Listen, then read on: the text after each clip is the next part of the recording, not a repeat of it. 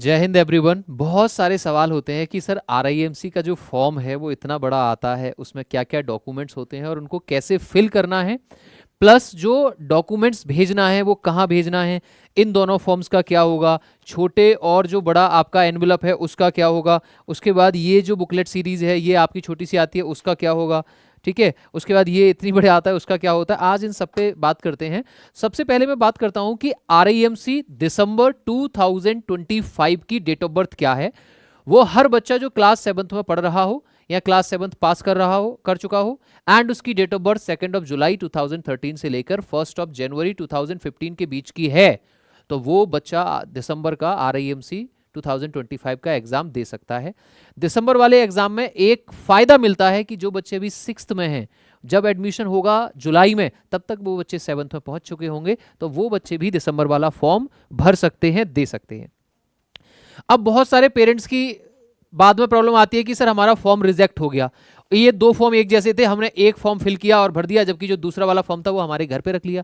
आपको ये दोनों ही फॉर्म फिल करके भेजने हैं। आप कोई फॉर्म घर नहीं रखोगे, और ओरिजिनल फॉर्म क्या होगा, जिस पर ये आरआईएमसी का लोगो लगा होगा सिल्वर कलर में। दोनों ही फॉर्म आपको फिल करने हैं, दोनों ही भेजने हैं। तो फिल कैसे करना है, देखो यहां तो बच्चे का फोटोग्राफ आ जाएगा आपका, एक इस वाले, एक इस पे फोटो लग जाएगा, एक इस पे फोटो लग जाएगा, दोनों पे फोटो लगेंगे। यहां बच्चे के सिग्नेचर होंगे। कंप्लीट आरआईएमसी का फॉर्म बच्चा खुद अपनी हैंडराइटिंग में फिल करेगा, और वो भी कैपिटल लेटर्स में, एंड ब्लैक वॉल पेन का यूज करना। ब्लू का भी कर सकते हैं, बट बॉल का करोगे तो ठीक है, अच्छी बात है, ब्लैक का करोगे तो। यहां पे क्या है, नेम ऑफ द कैंडिडेट, जो भी बच्चे का नाम है बच्चा अपना नाम फिल करेगा, आप साथ में बैठ के फिल कराएंगे उसको कैपिटल लेटर्स में। यहां डेट ऑफ बर्थ में यहां डेट आ जाएगा, यहां मंथ आ जाएगा, यहां ईयर आ जाएगा। प्लेस ऑफ बर्थ, जहां आपका जन्म कहां हुआ है, आपका मतलब बच्चे का। अब जैसे मेरा जन्म देहरादून में है, तो मैं देहरादून फिल करूंगा, और वो भी कैसे फिल करूंगा, कैपिटल लेटर्स में फिल करूंगा। क्लियर। नेक्स्ट है रिलीजन, जो आपका रिलीजन है। हाइट सेंटीमीटर में फिल करनी है। फॉर एग्जांपल मेरी हाइट है 180 सेंटीमीटर, तो मैं क्या लिखूंगा, 180 सेंटीमीटर लिखूंगा। ठीक है। नेशनलिटी आप क्या आ जाएगा, नेशनलिटी में आपका आ जाएगा इंडियन। ठीक है, कैपिटल लेटर्स में। जो भी आपका वेट है वो वेट आप फिल करोगे किलो में। नेक्स्ट है आपका विजन, यहां पर भी 6x6 लिखना है, यहां पर भी 6x6 लिखना है। Left I and right I दोनों 6x6 हैं। जेंडर मेल है तो मेल, फीमेल है तो फीमेल। स्टेट ऑफ डोमिसाइल, अगर मैं उत्तराखंड का रहने वाला हूं तो मैं पूरा लिखूंगा, यहां पे उत्तराखंड मैंने शॉर्ट में लिखा है, आप पूरा उत्तराखंड लिखोगे।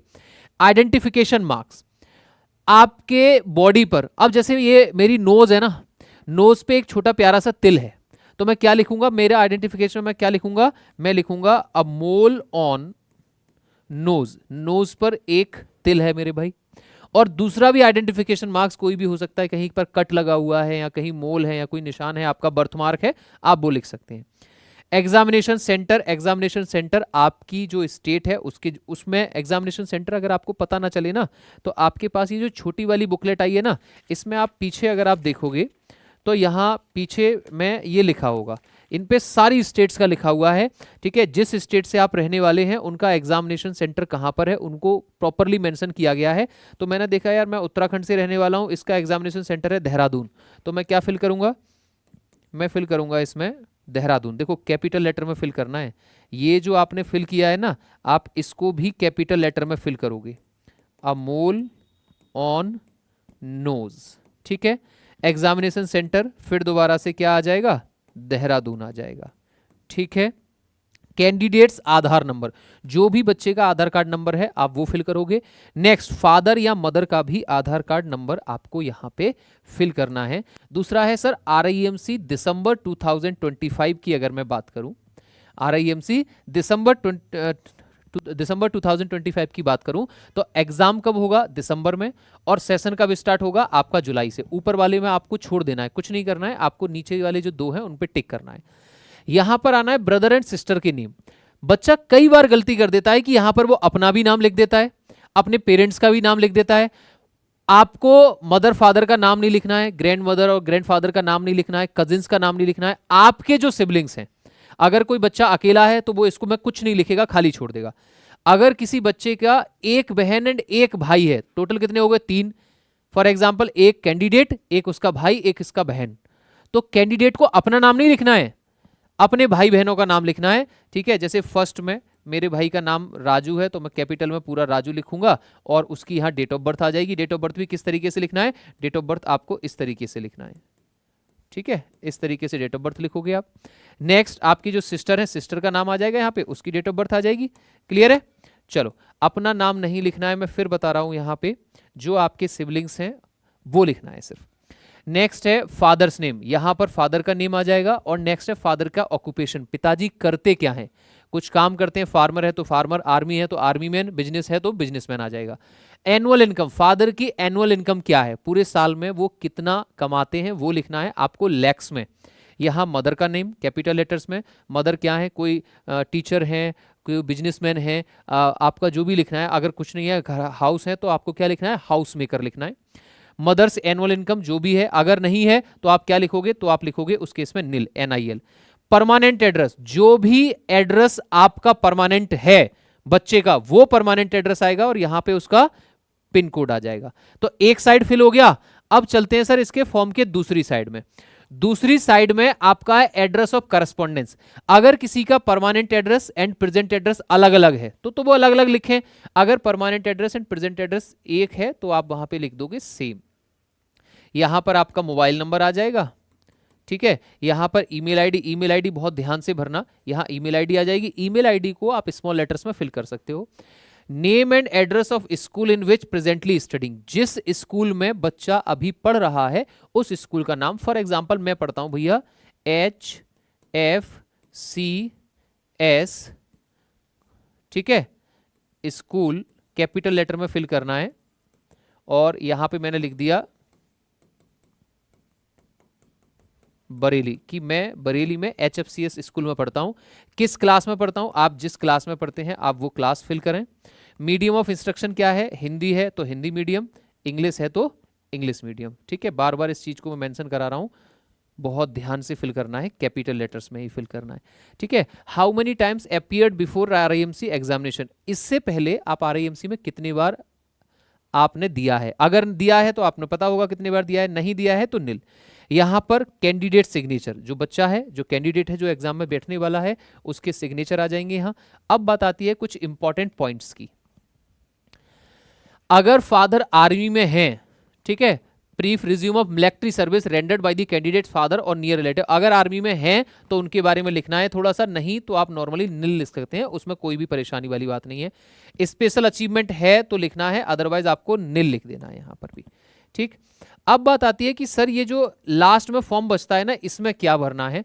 सबसे पहले तो यहां पर फादर या मदर के सिग्नेचर आ जाएंगे या गार्जियन के सिग्नेचर आ जाएंगे। क्लियर है? यहां पर ध्यान से देखना है, ये दोनों फॉर्म, कौन कौन से बोली, दोनों फॉर्म, ये दोनों फॉर्म आपको कंप्लीटली प्रॉपरली फिल करने के बाद जिस स्कूल में बच्चा पढ़ता है उस स्कूल के प्रिंसिपल के पास लेके जाने हैं। और इस फॉर्म के बैक में यहां पर प्रिंसिपल के सिग्नेचर आ जाएंगे और सिग्नेचर के साथ साथ बोलना आपको स्कूल की स्टांप भी लगानी है यहां पे, मतलब सिग्नेचर भी करने हैं प्रिंसिपल को और स्टांप भी लगानी है। डेट में आप जिस दिन आप फॉर्म को फिल करो या जिस दिन आप फॉर्म को भेजो बाई पोस्ट, वो वाली डेट भर देना है और जहां से आप पोस्ट करते हो वो फिल कर देना है।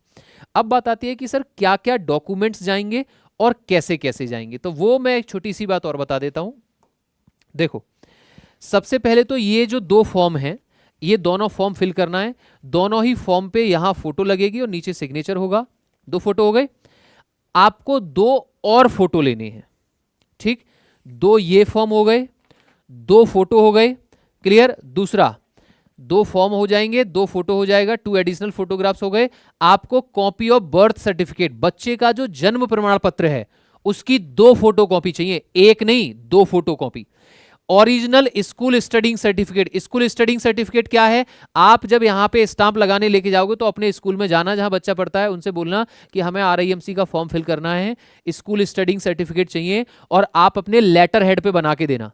स्कूल अपने लेटर हेड पे आपको स्कूल स्टडिंग सर्टिफिकेट बना के देगा। उसमें बच्चे का नाम होना चाहिए, बच्चे के पापा का नाम होना चाहिए, बच्चे की डेट ऑफ बर्थ होनी चाहिए, बच्चा किस क्लास में पढ़ रहा है वो होना चाहिए, बच्चे का फोटो होना चाहिए और वहां पर भी प्रिंसिपल का साइन एंड स्टाम्प होना चाहिए, ठीक है। और वो कितने चाहिए होंगे? 2।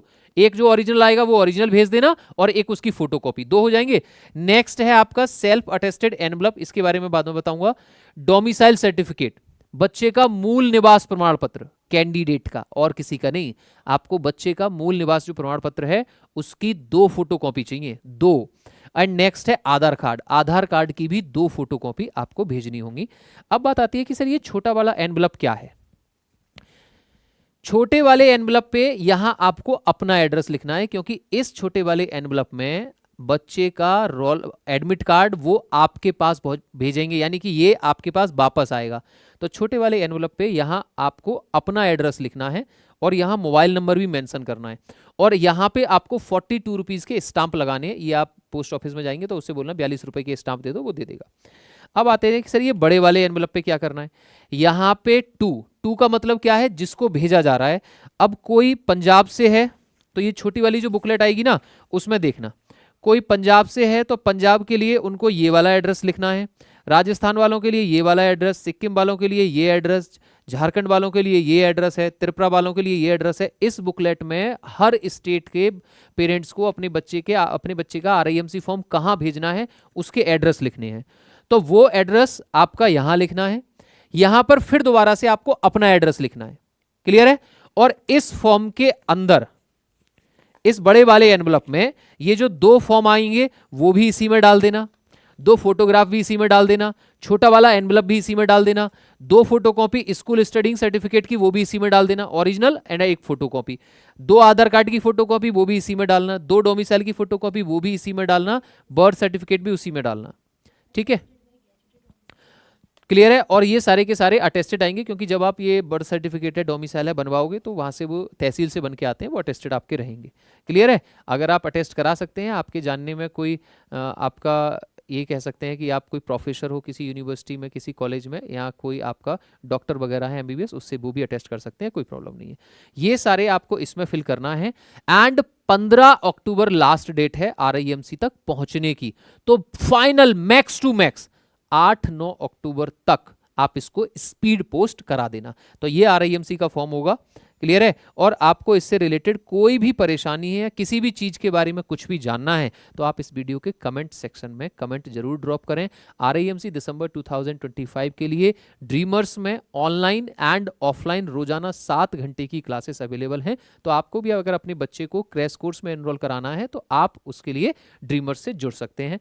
ड्रीमर्स का हेल्पलाइन जो नंबर है वो आपको डिस्क्रिप्शन में मिल जाएगा। आज का सेशन हम यहीं स्टॉप करते हैं। जय हिंद, थैंक यू।